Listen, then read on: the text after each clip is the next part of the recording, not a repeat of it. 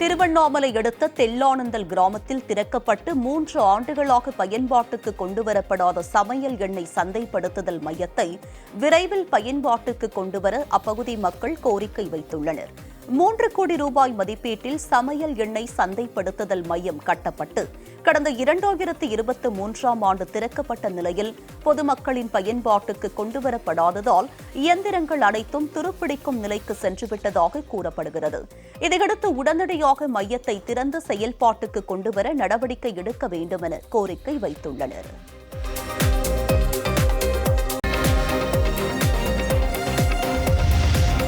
வேலூரில் விபத்தில் மூளைச்சாவடைந்த தனியார் பள்ளி பெண் ஆசிரியையின் உடல் உறுப்புகள் தானம் செய்யப்பட்டது. சேன்பாக்கத்தை சேர்ந்த ஜெகதீஸ்வரனின் மனைவி சிந்து என்பவர் ரத்தனகிரி அருகே மேம்பாலத்தில் இருசக்கர வாகனத்தில் சென்று கொண்டிருந்தபோது இருசக்கர வாகனத்தின் சக்கரத்தில் துப்பட்டா சிக்கி விபத்தில் சிக்கியுள்ளார்.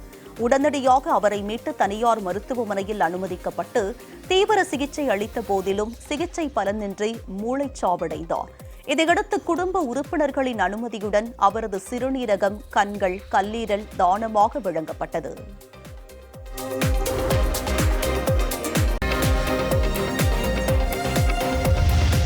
திருவண்ணாமலை மாவட்டம் ஜவ்வாது மலையில் பொங்கல் விழாவை முடித்து வைக்கும் வினோத திருவிழா நடைபெற்றது. இந்த நிகழ்வையொட்டி வீதி உலா வந்த காளி சிலை முன்பாக பாரம்பரியமான சேவாட்டம் ஆடி பக்தர்கள் வழிபட்டனர். பாரம்பரியமான கத்தியை மார்பு மீது அடித்துக்கொண்டு ஆண்கள் நேர்த்திக்கடன் செலுத்திய நிலையில் தங்களின் தலைமுடியை கொடுத்து பெண்கள் நேர்த்திக்கடன் செலுத்தினர்.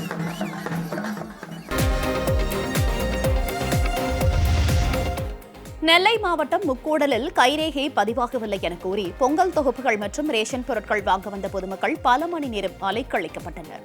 முக்கூடல் பாலகன் தெருவில் இயங்கி வரும் ரேஷன் கடையில் இருந்த குளறுபடியால் நீண்ட நேரம் காத்திருந்த பொதுமக்கள் கேட்டபோது வெளியே செல்லுமாறு கடை ஊழியர் விரட்டி அடித்ததாக பொதுமக்கள் குற்றம் சாட்டுகின்றனர். மேலும் ரேஷன் பொருட்கள் வாங்க வரும் குடும்ப அட்டைதாரர்களை மரியாதை இல்லாமல் நடத்துவதாகவும் புகார் தெரிவிக்கின்றனர். எனவே சம்பந்தப்பட்ட அதிகாரிகள் உடனடியாக தீர்வு காண வேண்டும் என்று கோரிக்கை விடுத்துள்ளனர்.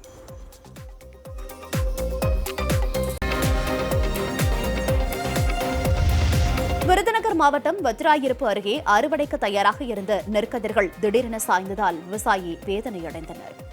இலந்தைகுளம் பகுதியில் கருணாகரன் என்ற விவசாயி சுமார் 1 ஏக்கருக்கு மேல் விவசாயம் செய்து வருகிறார்.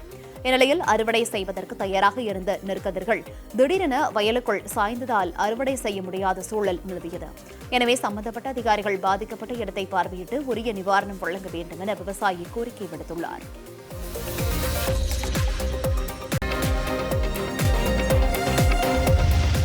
திருவண்ணாமலையில் இரவு நேரங்களில் செல்போன் திருட்டில் ஈடுபட்ட போதை ஆசாமியின் சிசிடிவி காட்சி வெளியாகியுள்ளன. திருவண்ணாமலை மாநகராட்சி பகுதியில் அதிகளவு தங்கும் விடுதிகள் உள்ளன. இந்த நிலையில் சின்னக்கடை பகுதியில் உள்ள தனியார் விடுதி ஒன்றில் கடந்த 18ஆம் தேதி விடுதி பணியாளரின் செல்போன்களை மர்ம நபர் திருடி சென்றுள்ளார். தற்போது இது தொடர்பான சிசிடிவி காட்சி வெளியான நிலையில் திருட்டில் ஈடுபட்ட நபர் மீது நடவடிக்கை எடுக்குமாறு கோரிக்கை எழுந்துள்ளது.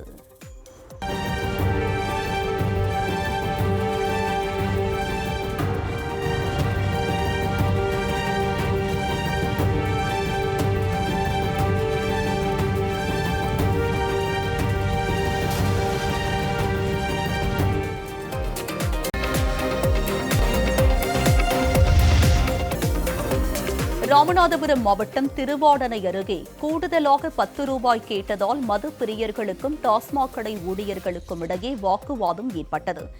எஸ்பி பட்டினத்தில் அரசு மதுபான கடை ஒன்று செயல்பட்டு வருகிறது. இங்கு மதுபாட்டில் ஒன்றுக்கு அரசு நிர்ணயித்த விலையை விட கூடுதலாக 10 ரூபாய் வசூலிப்பதாக கூறப்படுகிறது. இதனால் அதிருப்தியடைந்த மது பிரியர்கள் டாஸ்மாக் கடை ஊழியர்களுடன் கேள்வி எழுப்பி வாக்குவாதத்தில் ஈடுபட்டனர்.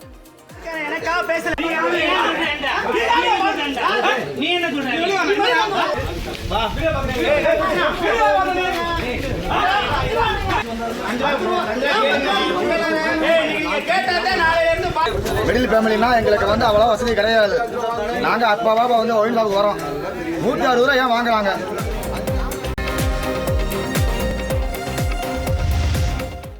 கன்னியாகுமரி மாவட்டத்தில் டாஸ்மாக் கடைகளில் காலாவதியான மதுபானங்கள் விற்பனை செய்யப்பட்டு வருவதாக டாஸ்மாக் தொழிற்சங்கத்தினர் குற்றம் சாட்டியுள்ளனர். இங்கு 113 டாஸ்மாக் கடைகளுக்கு செண்பகராமன் புதூர் குடோன் மூலம் மதுபானங்கள் அனுப்பப்பட்டு வருகிறது. 90 நாட்களுக்கு ஒருமுறை சுழற்சி முறையில் காலாவதியான மதுபானங்களை டாஸ்மாக் கடைகளில் இருந்து திரும்ப பெற்று குடோன்களுக்கு அனுப்பப்பட்டு பின்னர் மது ஆலைகளுக்கு அனுப்பப்பட்டு வருகிறது. தற்போது 2 ஆண்டுகளுக்கும் மேலாக இந்த டாஸ்மாக் கடைகளில் இருந்து பெறப்படும் மதுபானங்கள் குடோனுக்கு கொண்டுவரப்பட்டு அதனை வேறு கடைகளுக்கு அனுப்பி வைக்கப்படும் நிலை இருப்பதாக டாஸ்மாக் தொழிற்சங்கத்தினரே ஆதாரத்துடன் தெரிவிக்கின்றனர். பார்க்கும்போது அந்த அட்டை பெட்டியில் மட்டும்தான் அதற்கான ஸ்கேனிங் இருக்கும். ஆனால் உள்ள இருக்கும் சரக்குகள் எந்த சரக்குமே ஸ்கேன் ஆகாது. இதை நம்ம மற்றவர்களுக்கு விற்கும்போது ஏதாவது உயிருக்கு அச்சுறுத்தல்கள் ஏற்படலாம். ஏனென்றால் தரம் இருக்குமா, 4 வருடம் 5 வருடம் கழித்தது என்றால் அது தரம் இருக்காது. அதை தரத்தை செக் பண்ணி அதை கொடுக்க வேண்டும். எங்களுக்குள்ள பணியாளர்களுக்கான அச்சம் என்னவென்றால், இதை குடித்து மதுப்பிரியர்களுக்கு ஏதாவது உடலில் ஏதாவது தீங்குகள் விளைவிக்க உயிர் அச்சங்கள் ஏதாவது ஏற்பட்டால் அது இந்த பணியாளர்கள் மீது சுமத்தப்படும். அதுதான் நாங்கள் வச்சிருக்கும் கோரிக்கை. என்னன்னா, நீங்க தரம் மிகுந்ததாக அதை உறுதித்தன்மையோடு கொடுக்கப்பட வேண்டும் என்றுதான் நாங்கள் இப்பொழுது கடிதத்தை கொடுத்திருக்கிறோம்.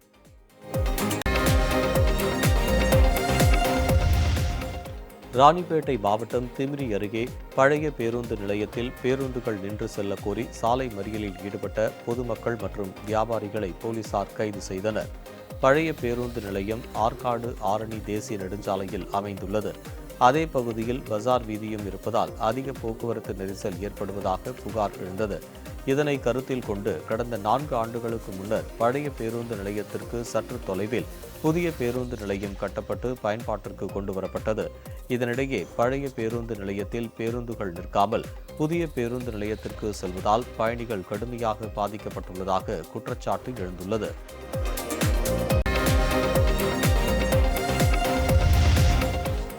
ஈரோட்டில் கண்டெய்னர் லாரியில் சட்டவிரோதமாக 31 கிலோ கஞ்சாவை கடத்தி வந்த 5 பேரை போலீசார் கைது செய்தனர்.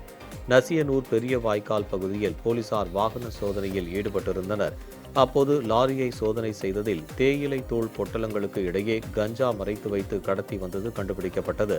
இதையடுத்து லாரியின் ஓட்டுநர் உட்பட 5 பேரை கைது செய்து போலீசார் விசாரணை மேற்கொண்டு வருகின்றனர்.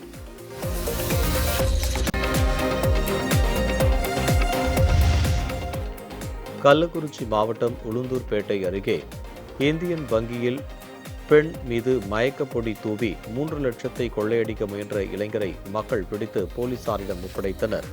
மகாலட்சுமி என்ற பெண் இந்தியன் வங்கியில் அடகு வைத்த நகையை மீட்பதற்காக ஏடிஎம்மிலிருந்து 3 லட்சம் பணத்தை எடுத்துச் சென்றுள்ளார். இதனை நோட்டமிட்ட இளைஞர் ஒருவர் திடீரென அவர் மீது மயக்கப்பொடியை தூவி பணத்தை பறிக்க முயன்றுள்ளார். இதனையடுத்து மக்கள் அவரை பிடித்து போலீசாரிடம் ஒப்படைத்தனர். விசாரணையில் ஆந்திர மாநிலம் நெல்லூர் பகுதியைச் சேர்ந்த ரவி என்பது தெரிய வந்ததை அடுத்து போலீசார் அவரை கைது செய்து விசாரணை நடத்தி வருகின்றனர்.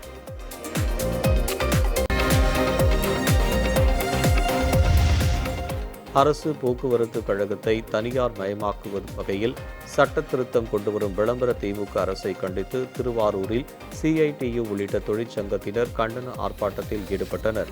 தமிழக அரசின் போக்குவரத்து கழகத்தை தனியார் மயமாக்கும் வகையில் திமுக அரசு சட்ட திருத்தம் கொண்டு வருவதாக கூறப்படுகிறது. இதனை கண்டித்து திருவாரூரில் உள்ள அரசு போக்குவரத்து கழக மண்டல பணிமனை முன்பு சிஐடியு ஏஐடியுசி தொழிற்சங்கத்தினர் ஆர்ப்பாட்டம் நடத்தினர். மோட்டார் வாகன சட்டத்தை திருத்தக்கூடாது, அரசு போக்குவரத்து பணிமனைகளை தனியாருக்கு வழங்கக்கூடாது என்பன உள்ளிட்ட பல்வேறு கோரிக்கைகளை வலியுறுத்தி தொழிலாளர்கள் முழக்கங்களை எழுப்பினர்.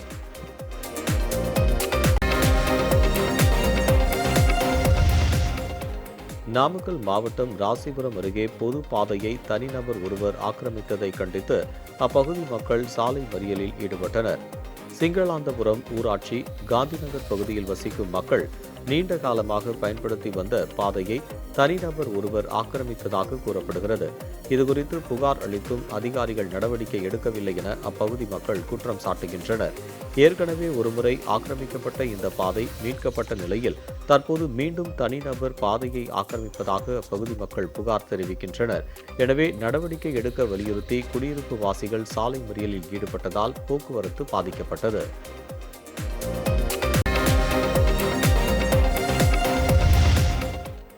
கிருஷ்ணகிரி மாவட்டம் ஓசூர் அருகே வீட்டின் பூட்டை உடைத்து 25 சவரன் நகையை மர்ம நபர்கள் கொள்ளையடித்து சென்றுள்ளனர். திருவேங்கடம் சித்ரா தம்பதியினர் ஓசூரில் டைட்டான் நிறுவனத்தில் பணியாற்றி வருகின்றனர். பொங்கல் பண்டிகையை முன்னிட்டு சொந்த ஊரான அரூர் அருகே உள்ள கீரைப்பட்டிக்கு குடும்பத்தினருடன் சென்றுள்ளனர். இந்நிலையில் வீட்டில் யாரும் இல்லாததை அறிந்த கொள்ளையர்கள் வீட்டில் புகுந்து பீரோவை உடைத்து 25 சவரன் நகை, 225 கிராம் எடை கொண்ட வெள்ளிப் பொருட்களை திருடிச் சென்றுள்ளனர். இதுகுறித்து வழக்கு பதிவு செய்த போலீசார் மர்ம நபர்களை தேடி வருகின்றனர்.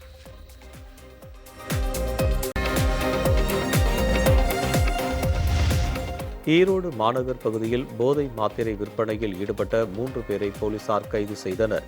ஈரோடு மத்திய பேருந்து நிலையத்தில் சட்டவிரோதமாக போதை மாத்திரைகள், ஊசிகள் விற்பனை செய்யப்படுவதாக கிடைத்த தகவலின் அடிப்படையில் போலீசார் சோதனை மேற்கொண்டனர். அப்போது அங்கு சந்தேகத்திற்கிடமான வகையில் நின்று கொண்டிருந்த 3 பேரை பிடித்து விசாரணை செய்ததில் போதை மாத்திரைகள், ஊசிகள் இருந்தது கண்டுபிடிக்கப்பட்டதை அடுத்து 3வரையும் போலீசார் கைது செய்தனர்.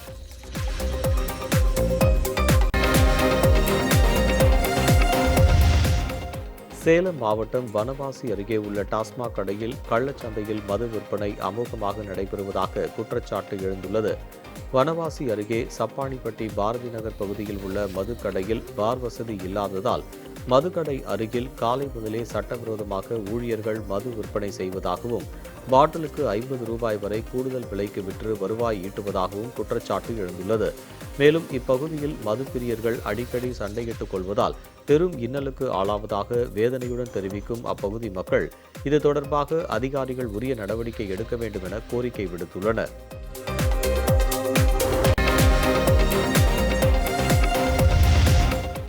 நீலகிரி மாவட்டம் கோத்தகிரியில் கட்டுமான பணிக்காக லஞ்சம் வாங்கிய நகராட்சி ஆணையர் மற்றும் இளநிலை உதவியாளர் கையும் களவுமாக கைது செய்யப்பட்டனர். கோத்தகிரி நகராட்சியில் ஆணையராக பணியாற்றி வருபவர் இளம்பருதி. இவர் அதே பகுதியைச் சேர்ந்த ஒருவரிடம் கட்டட அனுமதி கடிதம் வழங்க 6 லட்சம் ரூபாய் லஞ்சம் கேட்டதாக தெரிகிறது. இதனால் அதிர்ச்சி அடைந்தவர் லஞ்ச ஒழிப்புத்துறையிடம் புகார் அளித்துள்ளார். புகாரின் அடிப்படையில் சம்பவ இடத்திற்கு விரைந்த காவல்துறையினர் ரசாயனம் தடவிய பணத்தை ஆணையர் இளம்பருதி மற்றும் இளநிலை உதவியாளர் விக்னேஷ் ஆகியோரிடம் லஞ்சமாக பெறும்போது கையும் களவுமாக கைது செய்தனர்.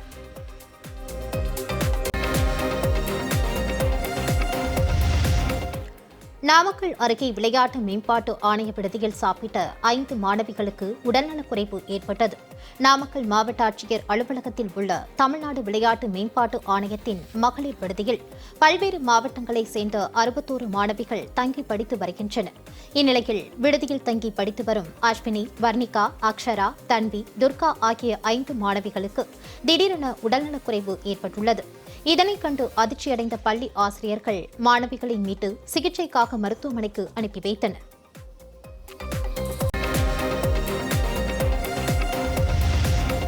தென்காசி மாவட்டத்தில் விவசாய நிலங்களை தொடர்ந்து சேதப்படுத்தி வரும் காட்டுப்பன்றிகளை சுட்டுக் கொல்லும் நடவடிக்கையில் வனத்துறையினர் ஈடுபட்டுள்ளனர்.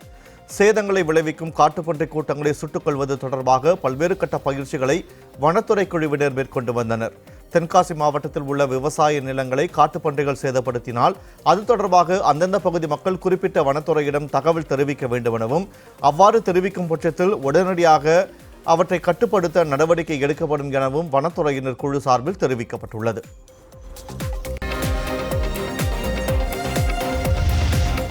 சிவகங்கை அருகே நாட்டரசன் கோட்டையில் நகரத்தாரின் பாரம்பரிய செவ்வாய் பொங்கல் விழா கோலாகலமாக நடைபெற்றது. நாட்டரசன் கோட்டையில் உள்ள கண்ணுடைய நாயகி அம்மன் கோவில் முன்பு ஆண்டுதோறும் மாட்டுப்பொங்கல் முடிந்து வரும் முதல் செவ்வாய்க்கிழமையன்று நகரத்தார்களால் செவ்வாய் பொங்கல் விழா நடத்தப்படுவது வழக்கம். இந்த நிலையில் ஆயிரக்கணக்கானோர் பொங்கல் வைத்து அம்மனுக்கு படைத்து வழிபட்டனர். இதுபோல் சிவகங்கை அருகே பாகனேரியில் புல்வநாயகி அம்மன் கோயில் முன்பு நகரத்தார்கள் சார்பில் செவ்வாய் பொங்கல் வைக்கும் விழா நடைபெற்றது. என்று ஒவ்வொரு பானைக்கும் எண் கொடுக்கப்பெற்று 923 பானைகளுக்கும் எண் கொடுக்கப்பெற்று பழைய சோழர் காலத்திய குடவோலை முறைப்படி குடத்தில் இட்டு பெயர்களை தேர்வு செய்து அதன் மூலம் வரிசைப்படி எண் கொடுக்கப்பட்டு அந்த அமைப்பில் பொங்கல் பானைகள் வரிசையாக இடப்படுகிறது. இது ஒரு சிறப்பு வாய்ந்த ஒரு கண்கொள்ளா காட்சி. வரிசையாக இந்த 923 பொங்கல் வைக்கும்போது ஒவ்வொரு உறவுகளையும் வருஷந்தோறும் பார்த்துருவோம். எல்லாரும் எந்த நாட்டில் இருந்தாலும் கண்டிப்பாக இங்கே வருவாங்க.